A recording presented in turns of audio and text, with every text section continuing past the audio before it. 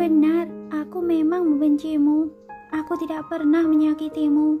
Tapi kamu selalu berusaha mempersulitku, menyiksaku, beberapa kali berusaha membunuhku, bahkan hingga menusukkan jarum ke wajahku. Victoria berkata dengan histeris, "Jadi, aku melihat ada serangga dalam minuman sarang burung itu. Aku sengaja tidak memberitahumu dan membiarkanmu menelannya. Tapi melihat Daniel yang ingin meminumnya, tentu saja aku harus menghentikannya." "Teruslah bersandiwara." Tracy menatapnya dengan dingin. "Kamu kira dengan mencari berbagai alasan semua masalah ini akan selesai? Sekarang kita cukup memeriksa tas perlengkapan medismu agar semuanya jelas, bukan? Oh iya, bisa jadi racun ini sama dengan racun yang ditelan oleh Carla. Kami sekarang sedang melakukan pemeriksaan dan menganalisis toksisitas racun itu. Sebentar lagi hasilnya akan keluar." Lily melaporkan mengenai tas perlengkapan medis. "Selagi kalian sedang melakukan pemeriksaan, sekalian saja semuanya diperiksa sampai tuntas," perintah Daniel. "Baik." Lily segera menyuruh orang mengambil tas perlengkapan medis milik Victoria. "Daniel, kamu!" Tangis Victoria semakin menjadi-jadi. "Aku selalu memikirkan semuanya untukmu. Kenapa sikapmu seperti ini padaku?" "Daniel, kenapa kamu tidak mempercayai Victoria?" tanya Johnson marah. "Seandainya Victoria benar-benar berniat buruk, dia tidak mungkin mencegahmu minum sarang burung itu." "Tenanglah," Daniel berkata dengan tenang. "Aku ingin membuktikan bahwa Victoria tidak bersalah sehingga menugaskan semua pemeriksaan ini. Tidak perlu khawatir. Kalau terbukti bahwa Victoria memang tidak bersalah, aku akan sungguh-sungguh minta maaf padanya." "Kamu..." Johnson menjadi panik dan bergegas meminta tolong pada Tuan Besar. "Tuan Besar, tolong bantu katakan sesuatu." Tuan Besar menatap Daniel lekat-lekat. Setelah beberapa lama kemudian, akhirnya ia mengatakan, "Karena ternyata ditemukan racun dalam minuman sarang burung itu, maka semuanya harus diperiksa jelas. Kalian jangan khawatir, ada aku di sini. Tidak ada orang yang berani berbuat macam-macam terhadap kalian." Itu Johnson menjadi putus asa. Ia jelas paham kalau sampai tas perlengkapan medis itu diperiksa, maka semua perbuatan mereka akan terbongkar. Victoria berusaha menenangkan dirinya dan berkata, "Kalau memang ada orang yang berusaha memfitnahku, menjebakku dengan menaruh racun itu, apa yang bisa kulakukan?" "Menjebakmu?" Tracy dengan tertawa. "Maksudmu adalah apabila ditemukan racun dalam tas perlengkapan medismu, itu karena orang suruhanku yang menaruhnya." "Akhirnya kamu mengakui kejahatanmu sendiri," Johnson langsung menjawabnya. "Lalu aku juga memasukkan serangga ke dalam minuman sarang burung itu dan berpura-pura mau meminumnya." Tracy memijat pelipisnya, wajahnya terlihat jengkel. "Tapi bagaimana aku bisa mengetahui kalau Daniel akan merebut mangkok sarang burung itu dari tanganku? Dari mana aku juga bisa tahu kalau kamu akan mencegah Daniel meminumnya?" Itu Johnson tidak mampu berkata-kata. "Cinta benar-benar mampu membutakan orang." Victoria menangis putus asa sambil berkata, "Aku sama sekali tidak mengira bahwa Daniel merekayasa semuanya ini denganmu demi melindungimu." Setelah mengatakan semua itu, ia menundukkan kepalanya dan menangis terseduh-seduh. Perasaannya hancur berkeping-keping. Hahaha. Tracy tidak dapat menahan tawanya. Maksudmu, Daniel bersandiwara denganku untuk menyakitimu? Sebenarnya, itu mungkin saja terjadi. Daniel bahkan menganggukkan kepalanya. Demimu, apapun itu, pasti akan kulakukan. Kamu, Tracy kehilangan kata-kata sebenarnya apa yang sedang orang ini lakukan. Kakek pasti mengira seperti itu, bukan? Daniel mengalihkan pandangannya menatap Tuan Besar. Tuan Besar mengenyitkan alisnya, pandangannya terlihat lumit.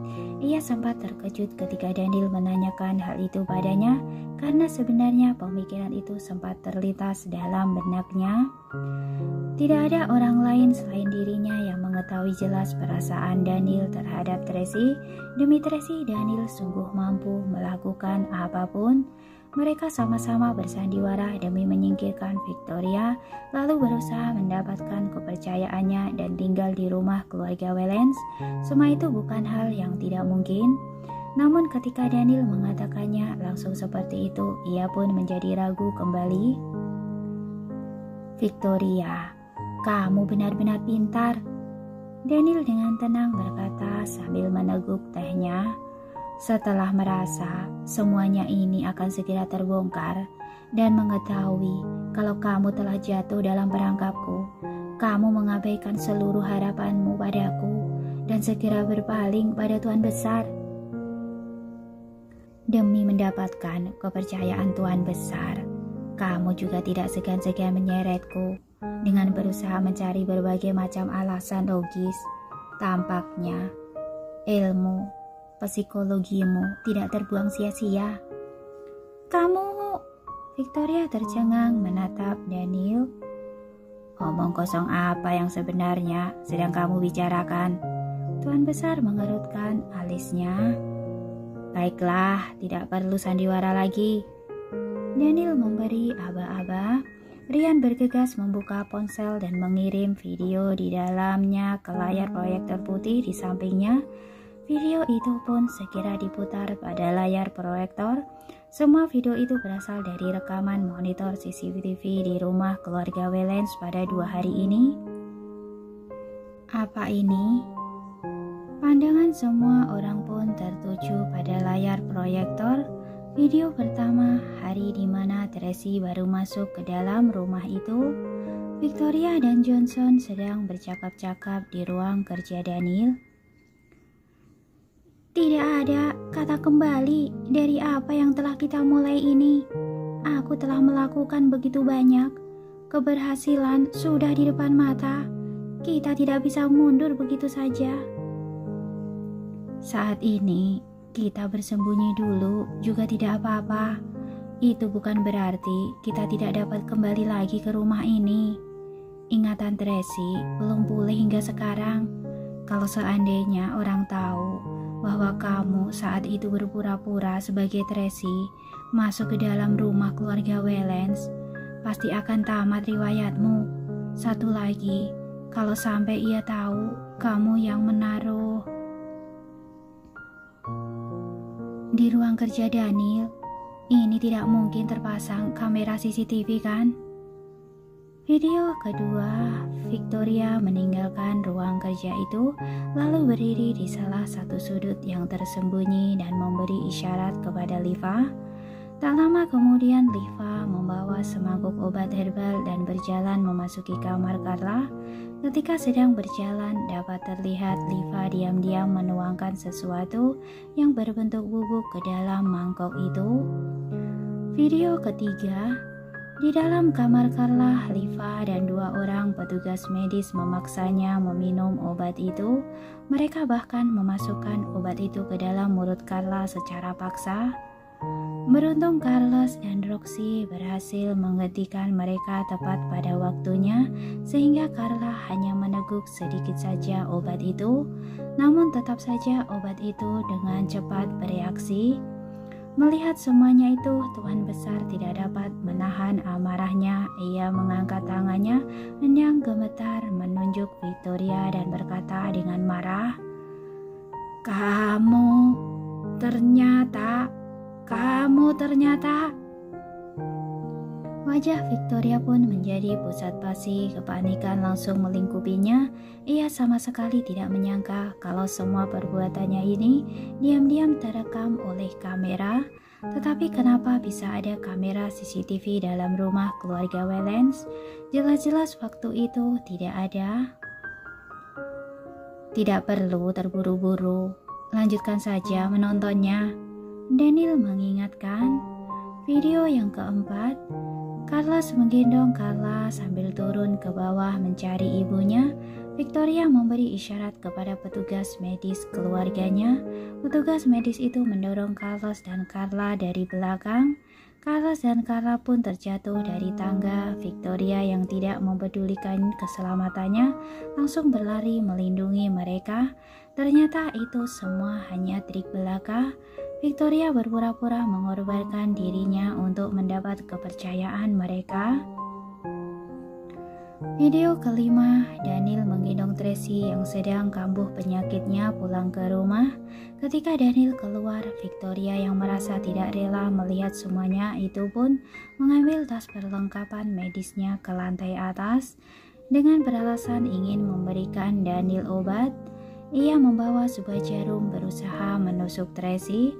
Namun tanpa disangka, Tracy malah berbalik menusukkan jarum itu ke wajahnya, yang berarti jarum yang telah dilumuri dengan racun dan menusuk wajahnya itu adalah miliknya sendiri.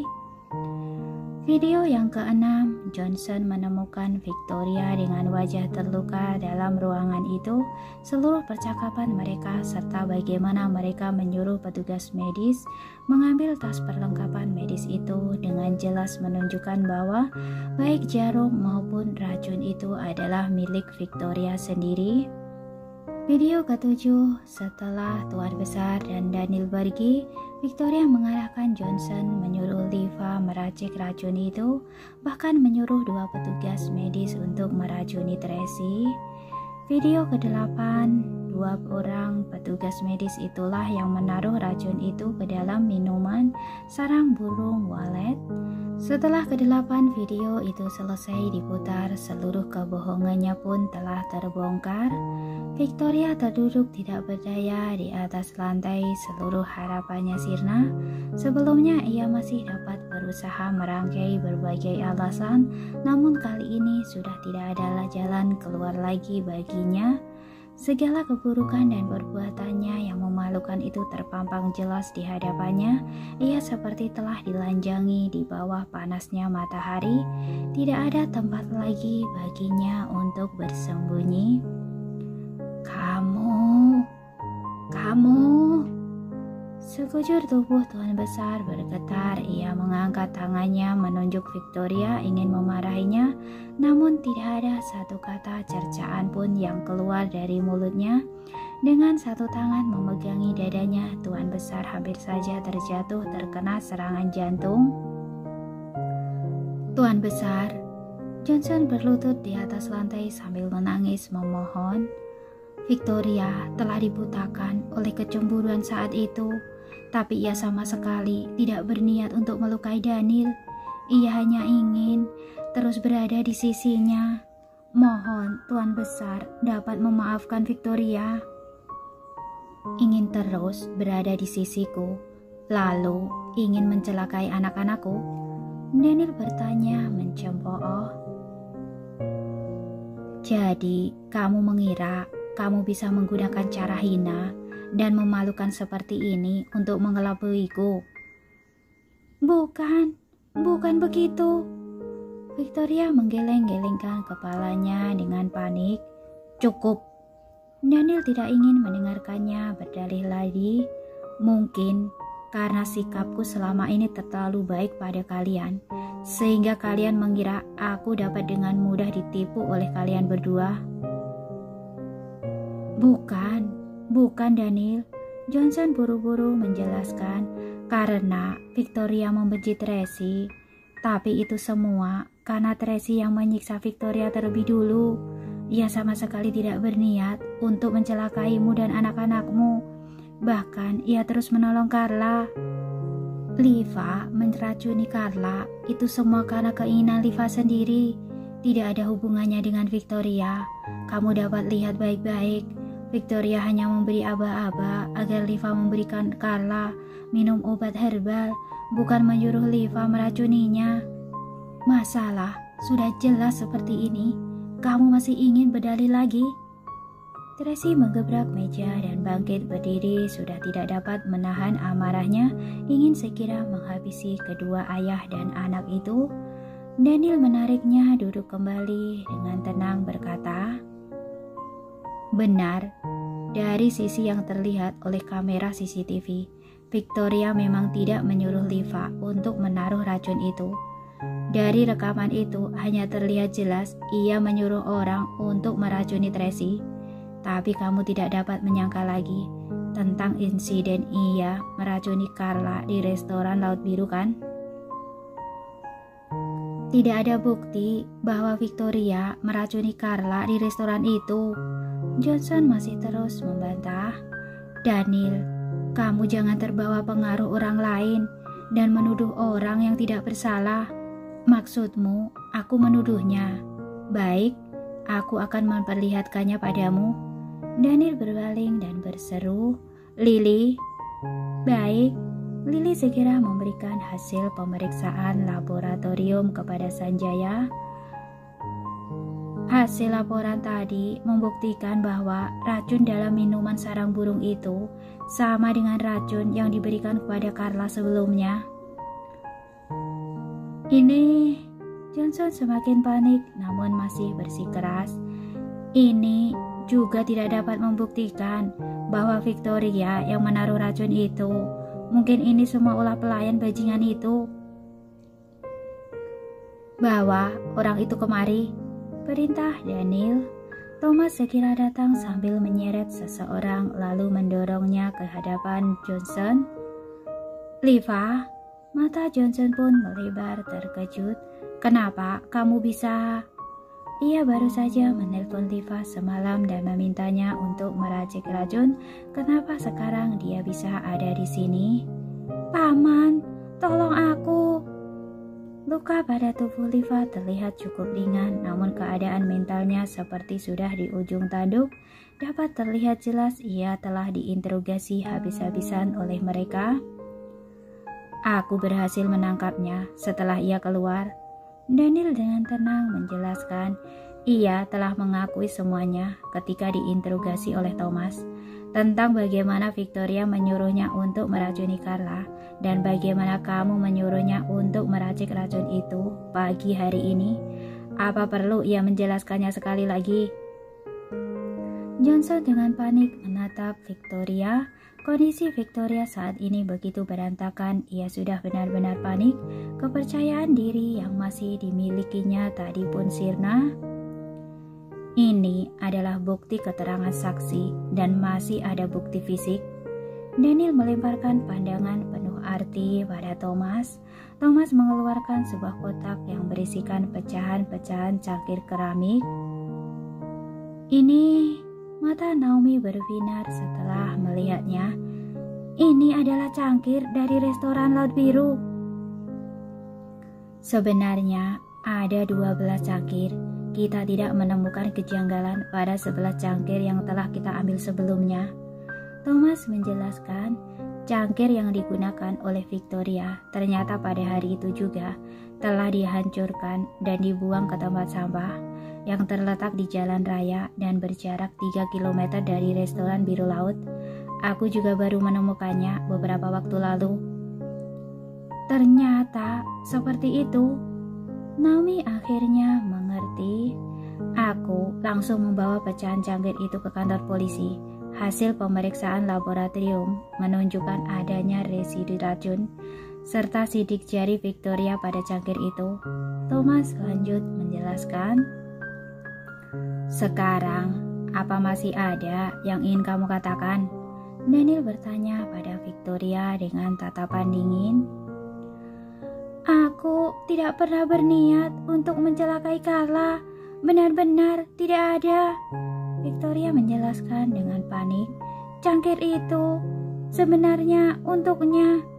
Victoria menunjuk ke arah Tracy, buru-buru menjelaskan, "Aku tidak pernah menyangka Carla akan meminumnya. Aku sama sekali tidak berniat untuk menyakiti Carla.